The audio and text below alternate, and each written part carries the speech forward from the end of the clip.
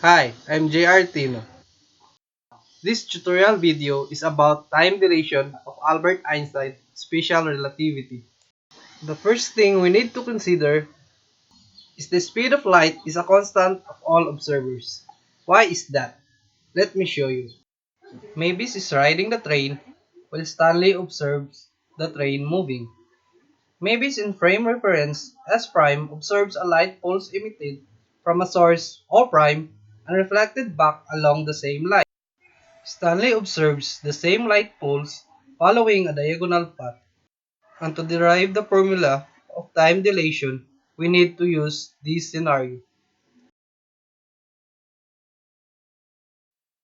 Mavis measure time interval Ct sub 0 and Bt, where Stanley observed that the light was moving diagonally, and this side is parallel to Mavis. So, would be now Ct sub 0. To get the formula, let's consider algebra. Right triangle. So let's define. Ct is the hypotenuse, then Ct is equal to C. Ct naught is equal to B. And Vt is equal. Using the Pythagorean theorem, a squared plus b squared equals c squared. Then, substitute the variables. Vt squared plus Ct naught squared equals Ct squared. Then factor out. V squared t squared plus c squared t naught squared is equal to c squared t squared. Transpose the bt squared to the right side.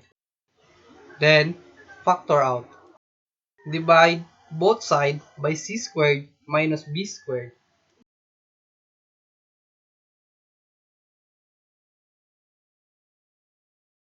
T squared is equal to c squared t naught squared over c squared minus b squared.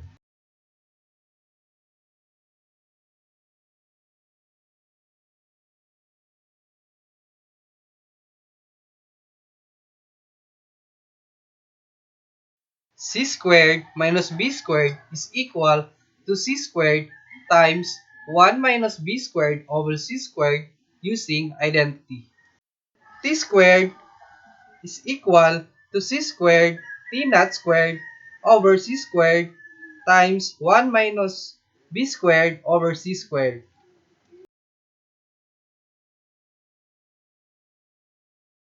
And cancel out the c squared.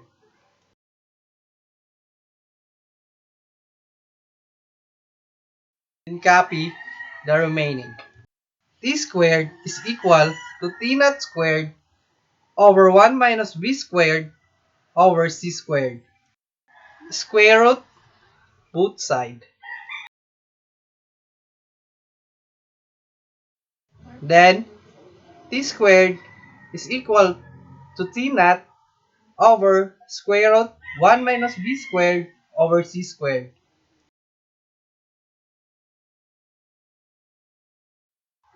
And this is the time dilation formula.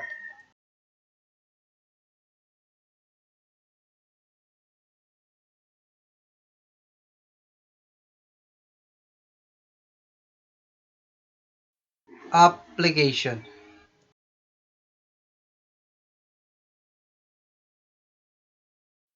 Who is the grandmother? Answer to this question may seem obvious, but it could depend on which person had traveled to a distant planet at relativistic speeds. Imagine that a 20-year-old woman had given birth to a child and then immediately left on a 100 light year trip, 50 light years out and 50 light years back. At 99.5% the speed of light, because of time dilation for the traveler, only 10 years would pass and she would be 30 years old when she returned. Even though 100 years had passed by, for people on Earth. Meanwhile, the child she left behind at home could had a baby 20 years after her departure, and this grandchild would now be 80 years old.